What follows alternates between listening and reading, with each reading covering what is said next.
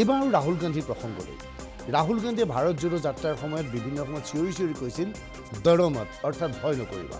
কিন্তু ৰাহুল গান্ধী যেন আজি ভয় খাবলৈ বাধ্য হ'ল। এই মুহূৰ্তত সকলোৱে ক'ব বিচাৰিছে ৰাম গোপাল বাৰ্মাৰ সেই চিনেমাখনৰ দৰে ডৰনা জৰুৰী হে।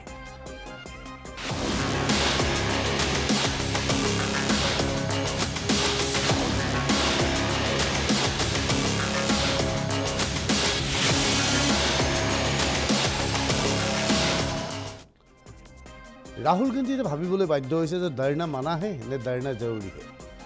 ৰাহুল গান্ধীয়ে বাৰে বাৰে কৈছিল মত ডৰো বুলি কৈছিল। এতিয়া ৰাহুল গান্ধীক সমালোচনা কৰিছে বিজেপি, আনকি প্ৰধানমন্ত্ৰী নৰেন্দ্ৰ মোদীয়ে। ইয়াৰ মূল কাৰণ ৰাহুল গান্ধীয়ে এবাৰ আমেথিৰ পৰা নিৰ্বাচনত প্ৰতিদ্বন্দ্বিতা নকৰে, বৰঞ্চ মাতৃৰ সমষ্টি ৰায়বেৰেলীৰ পৰা প্ৰতিদ্বন্দ্বিতা কৰিব ওলাইছে ৰাহুল গান্ধীয়ে।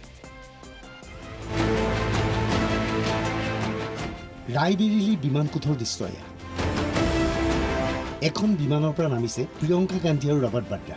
তেওঁলোকক আদৰণি জনাবলৈ আগুৱাই গৈছে ৰাজস্থানৰ প্ৰাক্তন মুখ্যমন্ত্ৰী অশোক গেহলট। এইবাৰ ৰায়বেৰেলী বিমান কোঠত দ্বিতীয়খন বিমান আহি উপস্থিত হৈছে। দুখন চাৰ্টাৰ ফ্লাইট। দ্বিতীয়খন বিমানৰ পৰা নামিছে ৰাহুল গান্ধী আৰু মাতৃ ছোনিয়া গান্ধী। ৰায়বেৰেলীত ৰাহুল গান্ধী, ছোনিয়া গান্ধী, প্ৰিয়ংকা আৰু ৰবাৰ্ট বাড্ৰা একত্ৰিত হৈছে। এইবাৰ বিমান কোঠৰ পৰা তেওঁলোক ওলাই আহিছে বাহিৰলৈ। এইবাৰ এই দৃশ্য মন কৰক। ৰায়বেৰেলীত মনোনয়ন পত্ৰ দাখিল কৰিছে ৰাহুল গান্ধীয়ে। মনোনয়ন পত্ৰ দাখিল অনুষ্ঠানত উপস্থিত আছে ছোনিয়া গান্ধী, প্ৰিয়ংকা গান্ধী, ৰাহুল গান্ধী, ৰবাৰ্ট বাড্ৰা, মল্লিকাৰ্জুন খাৰ্গে ইত্যাদি। ৰাহুল গান্ধীয়ে এইবাৰ ৰায়বেৰেলীৰ পৰা আগন্তুক লোকসভা নিৰ্বাচনত প্ৰতিদ্বন্দ্বিতা কৰিব। আমেথিৰ পৰিৱৰ্তে ৰাহুল গান্ধীয়ে নিৰ্বাচনত প্ৰতিদ্বন্দ্বিতা কৰিব ৰায়বেৰেলীৰ পৰা। ৰায়বেৰেলীৰ বৰ্তমানৰ সাংসদ ৰাহুলৰ মাতৃ ছোনিয়া গান্ধী। ছোনিয়া গান্ধীয়ে ৰায়বেৰেলীৰ পৰা নিৰ্বাচনত প্ৰতিদ্বন্দ্বিতা নকৰিলে। ৰাজ্যসভালৈ নিৰ্বাচিত হ'ল ছোনিয়া গান্ধী। ৰাহুল গান্ধী পূৰ্বে সাংসদ আছিল আমেথি লোকসভা সমষ্টিৰ পৰা। ৱাইনাৰৰ পৰা সাংসদ হোৱা ৰাহুল গান্ধীয়ে ইতিমধ্যে ৱাইনাৰৰ নিৰ্বাচনত প্ৰতিদ্বন্দ্বিতা কৰিছে। কিন্তু বিজেপিয়ে দাবী কৰে ৱাইনাৰত এইবাৰ ৰাহুল গান্ধী হাৰিব। সেয়েহে ৰাহুলে আমেথিৰ পৰা পুনৰ নিৰ্বাচনত প্ৰতিদ্বন্দ্বিতা কৰিব। একেলগে দুটাকৈ লোকসভা সমষ্টিত প্ৰতিদ্বন্দ্বিতা কৰিব ৰাহুল গান্ধী। কিন্তু শেষ মুহূৰ্তত ৰাহুল গান্ধীয়ে আমেথিৰ পৰিৱৰ্তে ৰায়বেৰেলীৰ পৰা নিৰ্বাচনত প্ৰতিদ্বন্দ্বিতা কৰাৰ সিদ্ধান্ত গ্ৰহণ কৰিলে। ৰাহুল গান্ধীয়ে বিভিন্ন সভাত চিঞৰি চিঞৰি কৈছিল ডৰো মত অৰ্থাৎ ভয় নকৰিবা। এতিয়া সেই ৰাহুল গান্ধীয়ে ভয়ত আমেথি এৰি ৰায়বেৰেলীলৈ আহিছে। নিৰ্বাচনী সভাত ৰাহুলক কটাক্ষ নৰেন্দ্ৰ মোদীৰ। कि भाई रिजल्ट क्लियर है।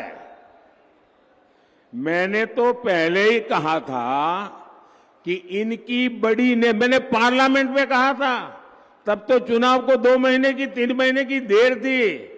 मैंने कहा था इनकी सबसे बड़ी नेता चुनाव लड़ने की हिम्मत नहीं करेगी, वो डर के मारे भाग जाएगी। और वो भाग करके राजस्थान गई और राजस्थान से राज्यसभा में आई और हुआ भी यही। मैंने पहले ही बता दिया था कि शाहजादे वायनाड में हारने वाले हैं और हार के डर से जैसे ही वायनाड में मतदान समाप्त होगा वो दूसरी सीट खोजने लग जाएंगे।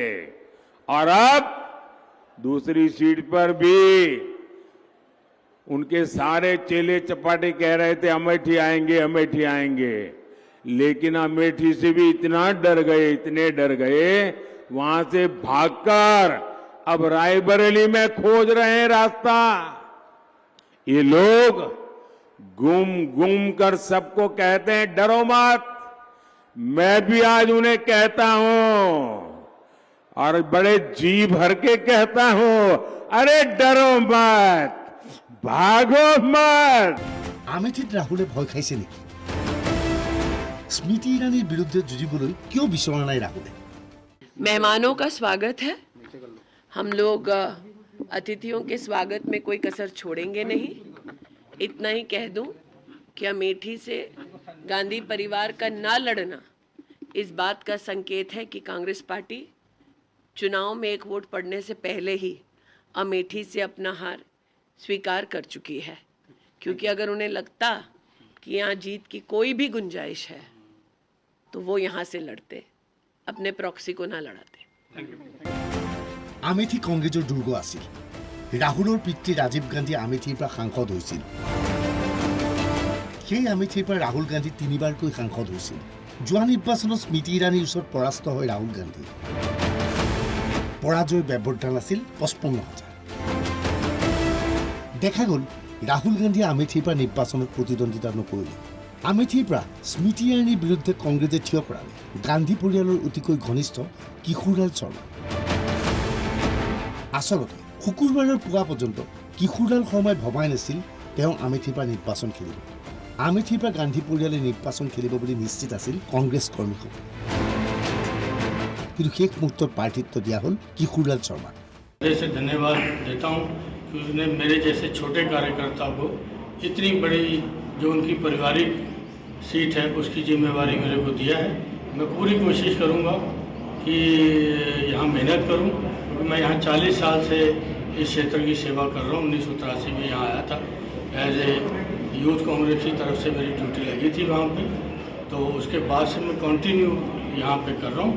मैं राजीव जी के साथ अपना कैरियर शुरू किया था 1983 में। राजीव जी मेरे को लेके आए थे यहाँ पे, तो उसके बाद फिर ऐसे हालात बनते गए कि मैं यहीं का यहीं रह गया।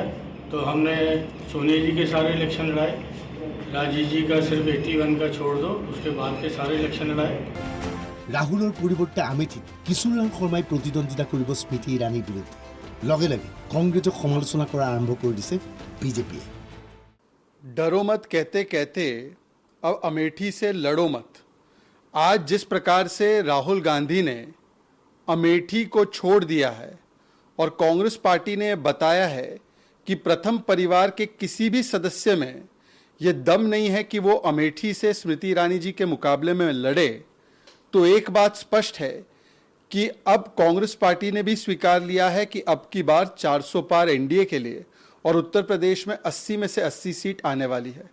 क्योंकि जो 5 वर्षों में अमेठी में स्मृति ईरानी जी ने मोदी जी और योगी जी के नेतृत्व में काम किया है, वो 50 वर्षों तक राहुल गांधी का परिवार अमेठी की जनता के लिए नहीं कर पाए।